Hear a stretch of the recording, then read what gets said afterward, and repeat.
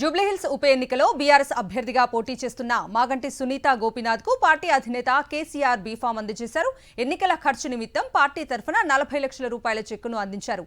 ఎన్నికల ప్రచారం అనుసరించాల్సిన వ్యూహాలపై చర్చించారు. మాజీ మంత్రులు పద్మారావు గౌడ్, సబితా ఇంద్రారెడ్డి, పలువురు బీఆర్ఎస్ నేతలు వారి వెంట ఉన్నారు. జూబ్లీహిల్స్ ఉప ఎన్నికలో బీఆర్ఎస్ అభ్యర్థిగా పోటీ చేస్తున్న మాగంటి సునీత గోపీనాథ్ కు పార్టీ అధినేత కేసీఆర్ బీఫామ్ అందజేశారు. ఎన్నికల ఖర్చు నిమిత్తం పార్టీ తరఫున 40 లక్షల రూపాయల చెక్కును అందించారు. ఎన్నికల ప్రచారం అనుసరించాల్సిన వ్యూహాలపై చర్చించారు. మాజీ మంత్రులు పద్మారావు గౌడ్, సబితా ఇంద్రారెడ్డి, పలువురు బీఆర్ఎస్ నేతలు వారి వెంట ఉన్నారు.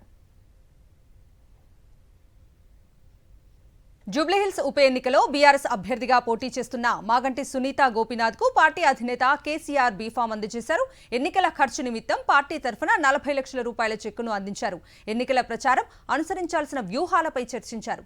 మాజీ మంత్రులు పద్మారావు గౌడ్, సబితా ఇంద్రారెడ్డి, పలువురు బీఆర్ఎస్ నేతలు వారి వెంట ఉన్నారు.